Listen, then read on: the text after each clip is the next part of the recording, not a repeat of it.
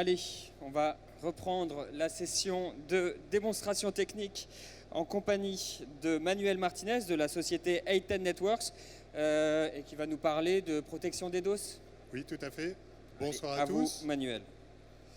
Bonsoir à tous. Donc, nous allons parler des solutions de sécurité anti-DDoS offertes par la société A10 Networks. Déjà, un petit sondage. Qui ne nous connaît pas? Voilà. Ah, il y en a qui nous connaissent quand même, c'est bien. Ça fait toujours plaisir. Donc déjà, quelques mots sur la société. Il s'agit d'une société qui a maintenant environ 15 ans, qui a été fondée autour des technologies de load balancing, ce qu'on appelle l'Application Delivery Controller. C'est une société américaine. Aujourd'hui, plus de 6200 clients, notamment plus de 140 clients autour de la sécurité DDoS. Donc on a pris le virage de la sécurité il y a à peu près 10 ans. Sur les aspects DDoS, ça fait environ 5 ans qu'on travaille sur ce sujet-là. Et effectivement, quand on regarde notre base client, c'est environ 70% d'opérateurs contre seulement 30% d'entreprises. Donc on a bien pour objectif de changer ça et c'est ce que je vais vous présenter ce soir. Donc déjà, on a effectivement aujourd'hui 3 composants dans notre offre. Une partie détection, une partie blocage des attaques, mitigation. C'est le même produit, Thunder TPS. Thunder, c'est un jeu de mots avec cloud. TPS pour Threat Protection System, j'y reviendrai. Et on a la partie management, orchestration de la solution qui s'appelle Agalaxy. Pour vous dire quelques mots sur notre technologie, c'est effectivement une technologie qui n'est pas très connue en France et en Europe, mais qui est déjà reconnue par le marché, notamment aux États-Unis. On a eu un certain nombre d'awards. Celui qui me semble, moi, le plus intéressant, c'est le dernier que vous avez à droite, Nimbus DDoS, qui est un organisme de test indépendant spécialisé sur la sécurité DDoS, et on est la première solution qu'ils n'ont pas réussi à pénétrer réellement. On a en fait parmi nos grands clients qui utilisent cette technologie anti-DDoS, le client Microsoft, c'est un client depuis plus de 10 ans. On assure la sécurité DDoS pour l'infrastructure de gaming Xbox Live, mais aussi pour toute l'infrastructure Azure, et donc également Office 365.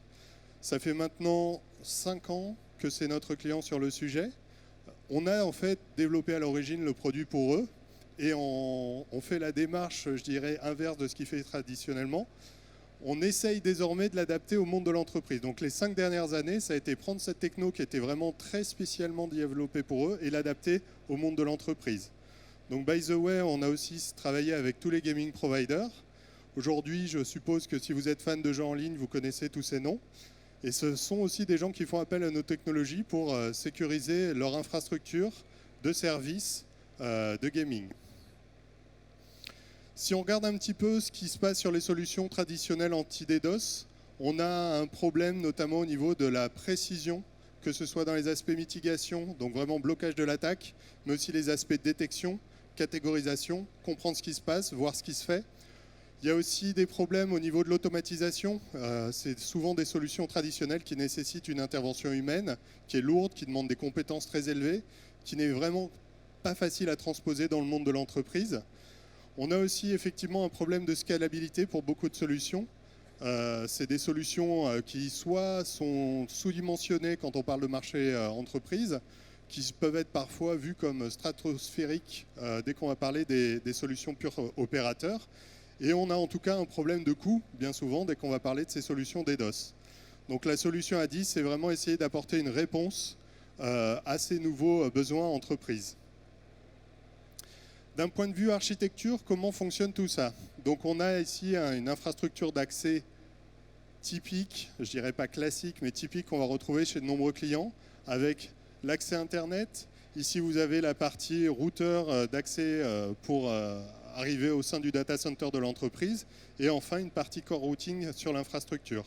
Donc là, vous retrouvez nos 3 composants.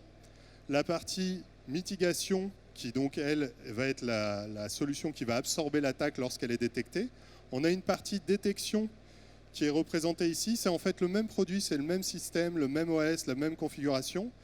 Sauf que là, on a un équipement qui va pouvoir directement récupérer le flow des routeurs. Donc ça peut être du NetFlow, SFlow, etc.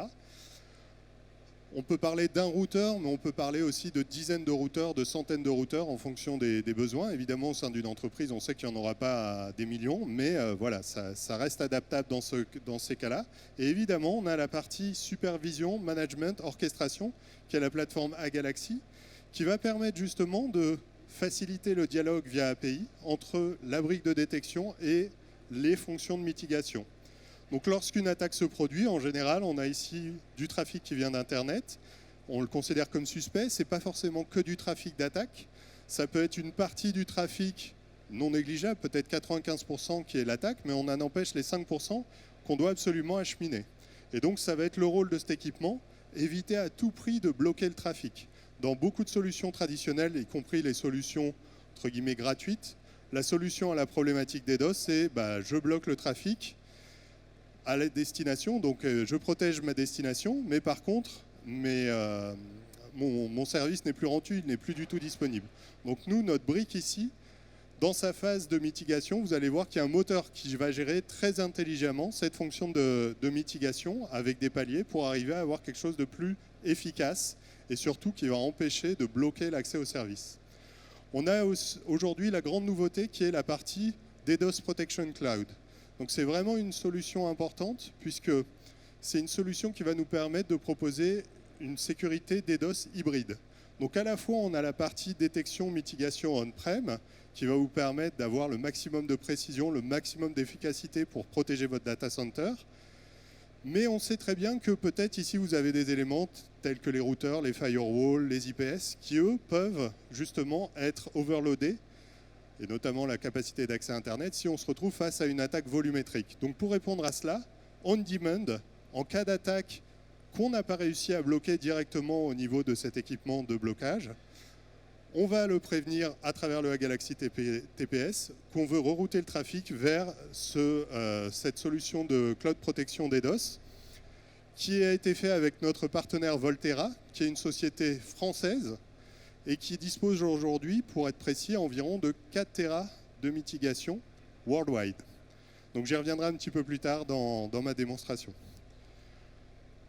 Voici un petit peu les différents cas d'implémentation. Alors le DDoS, c'est encore très obscur pour de nombreux clients. Il y a très peu d'acteurs. Les acteurs historiques vous expliquent, voilà comment vous allez devoir changer votre infrastructure. Nous, on passe notre temps à expliquer à nos prospects et nos clients qu'au contraire, c'est à nous de nous adapter à eux. On a différents scénarios qui s'adaptent à différents types de clients. Donc vous avez le cas typique du service provider où on a du reroutage de trafic à la demande.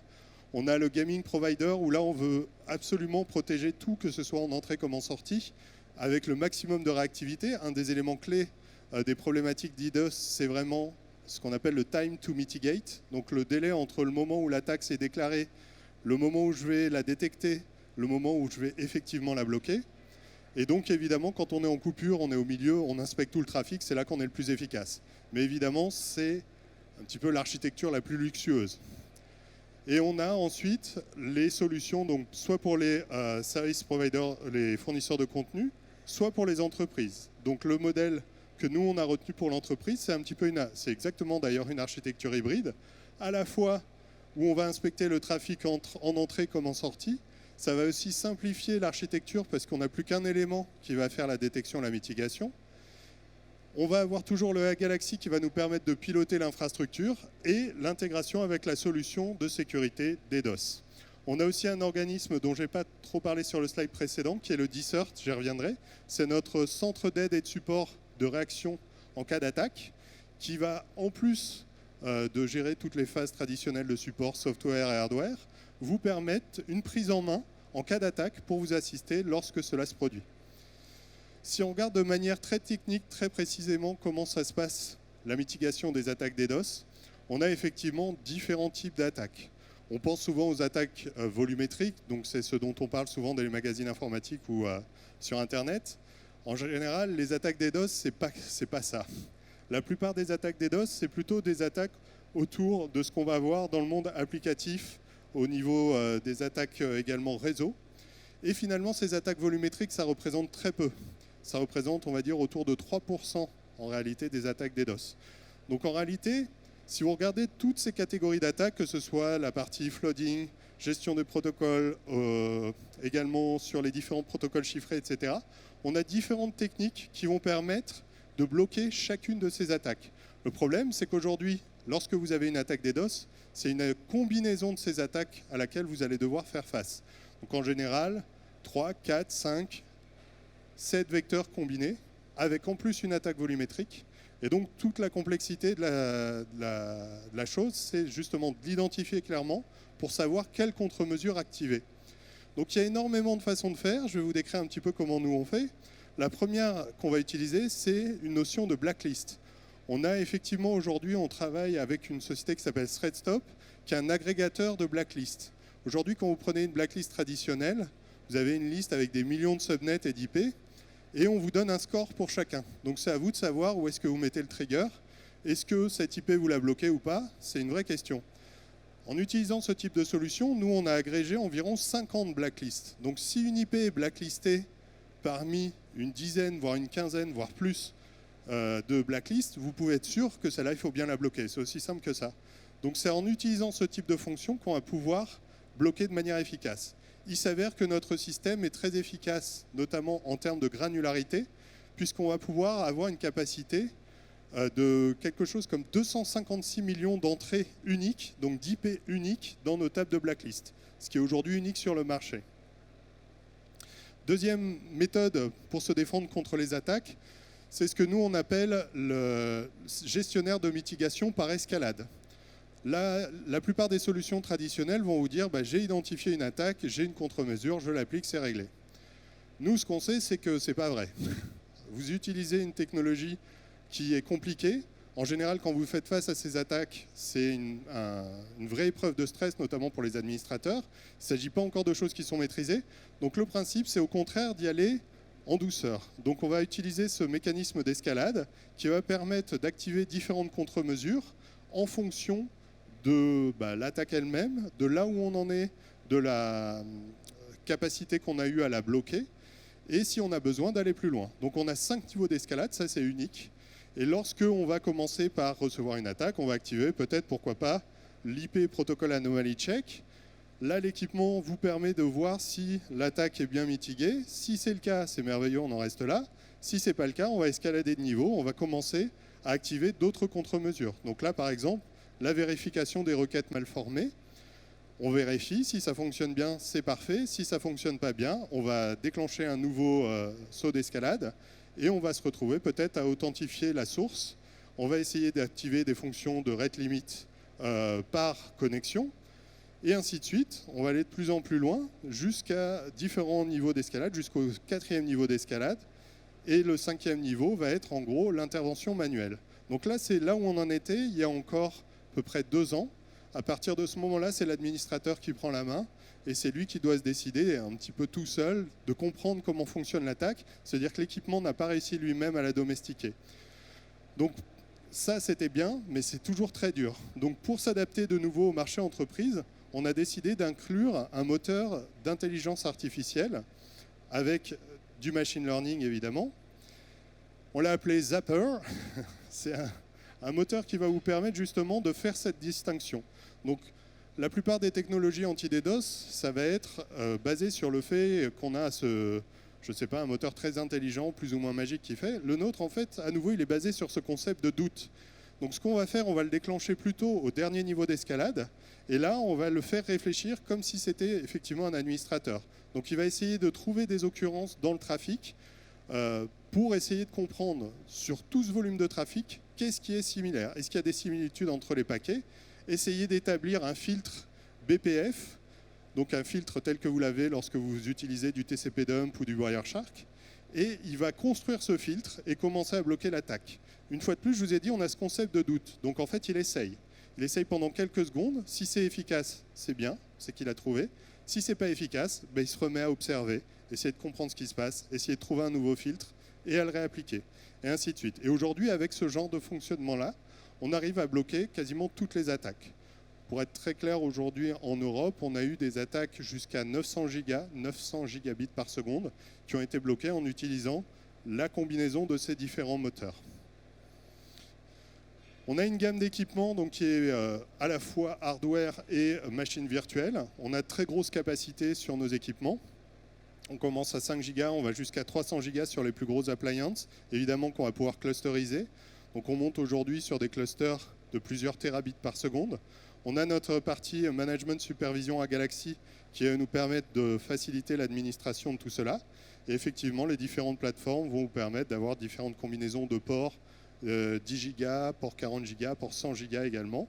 On a notamment aussi une partie accélération matérielle, à la fois sur le traitement réseau avec du FPGA et également sur l'application de la politique de sécurité, ce qui va nous permettre de diminuer à nouveau fortement la latence, puisque c'est elle également qui peut être impactante en cas d'attaque. Voilà. Je vous en parlais tout à l'heure, on a également monté une équipe maintenant depuis plusieurs années d'experts qui vont à la fois nous faire de la veille technologique sur les attaques. Ils ont tout un système de honeypot, ils ont un référencement de beaucoup d'informations pour essayer de voir tout ce qui se passe sur Internet, mais ils ont aussi une partie de leur mission qui est d'aider nos clients en cas d'attaque. Donc ça, c'est directement dans le cadre du support standard.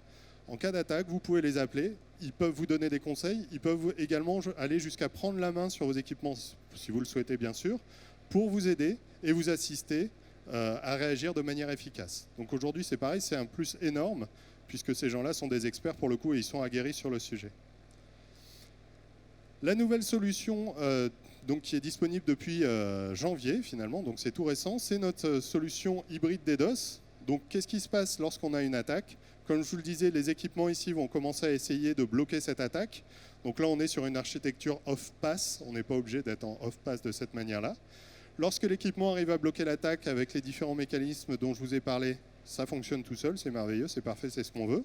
Mais si jamais on se retrouve avec une attaque qui est encore plus importante, dans ce cas-là, les équipements peuvent aller directement déclencher une mitigation dans le cloud.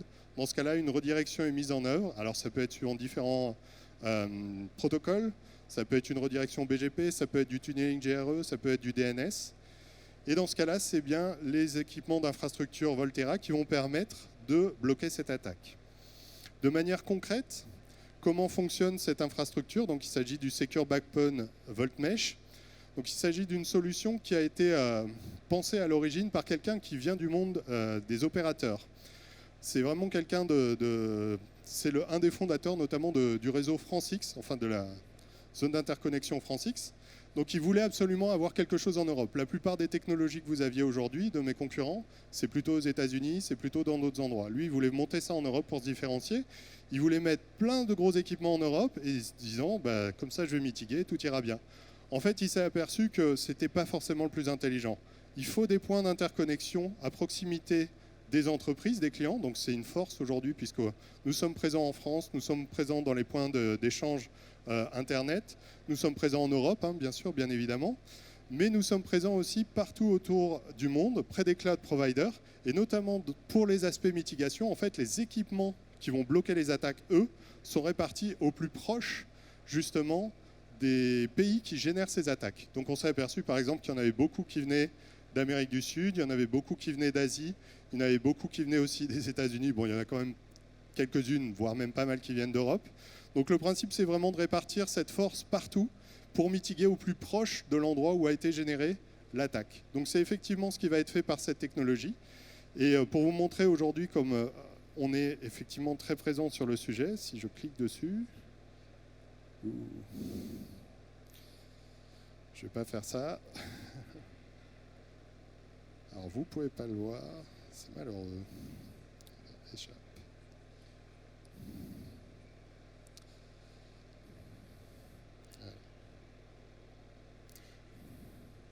Tac. Voilà, je sors de ma présentation, attention. Donc là vous avez en fait la base PeeringDB justement de cette offre. Et là, vous pouvez voir qu'on est effectivement accordé à Amsterdam, Tokyo, Düsseldorf, Francfort, Munich, Paris, évidemment. Donc c'est aujourd'hui très important pour nous. On a énormément de capacités à la fois de peering, de mitigation. C'est aussi une offre qui vous permet d'aller au-delà des solutions pures opérées, où vous êtes en interco immédiate avec une solution CleanPipe, là vous n'utilisez l'infrastructure de cloud mitigation que lorsque vous en avez besoin. Donc en termes de prix, on va être sur quelque chose de beaucoup plus intéressant que ce que vous connaissez de manière traditionnelle. Et enfin, j'ai presque fini. Tac, je reviens. Tac, tac, tac.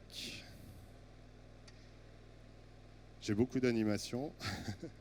Donc voilà, aujourd'hui c'est une offre qui est réellement intéressante, qui est adaptée au monde des entreprises. On a même créé un bundle équipement on-prem qui permet d'avoir la précision, la granularité, l'efficacité pour toutes les attaques à la fois applicatives, donc les fameuses attaques slow, les fameuses attaques autour des protocoles réseau, les attaques également par amplification locale. Donc toutes ces attaques-là, en général, vous pouvez les bloquer avec ce type d'équipement. Mais également, combiné avec cette offre Cloud Scrubbing on Demand, donc comme je vous l'ai dit, avec reroutage BGP ou DNS, le transit est inclus. Donc lorsque vous allez vous faire attaquer, effectivement, il ne vous facture pas le transit de l'attaque, mais uniquement le transit qui est réellement utilisé. Et effectivement, sur la solution A10, on vous propose ça sous un package complètement unifié. Donc n'hésitez pas à passer nous voir sur notre stand. C'est le stand F... Non, je ne sais plus. Je me suis piégé moi-même. J'ai noté D16. Voilà, est-ce que vous avez des questions? Ah, il y a une question là-bas.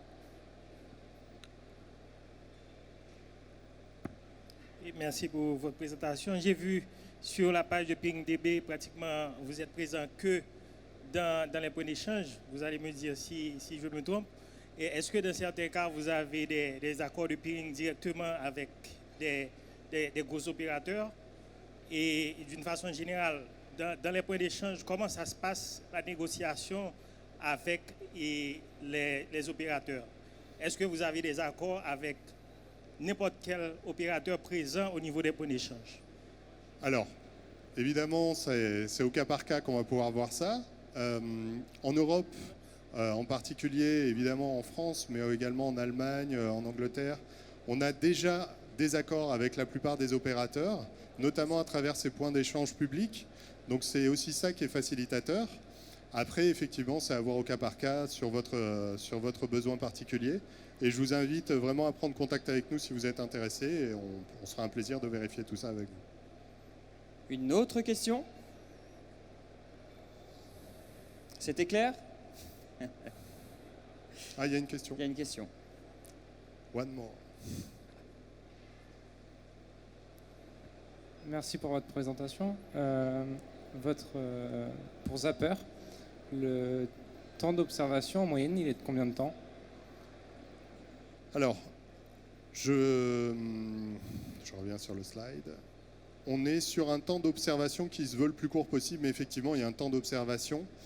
C'est customisable. Je crois que par défaut, on doit être de l'ordre de 30 secondes, histoire de ne pas faire de bêtises. Mais à nouveau, c'est un temps qui est quand même malgré tout à géométrie variable, puisque l'objectif, c'est de se remettre en question. Donc on essaye 30 secondes, on applique pendant 4 secondes, je crois.